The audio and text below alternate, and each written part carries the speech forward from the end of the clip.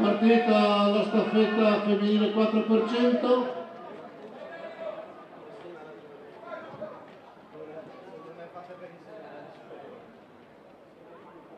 In terza corsia Quercia, in quarta Sport Club Merano, in quinta Valle di None Sole.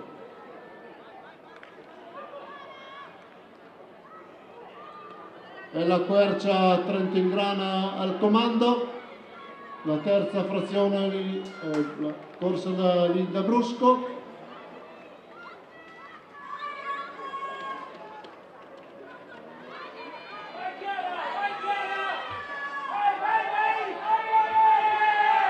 Ed è Giordano che conclude vittoriosa questa staffetta, tempo 51:07.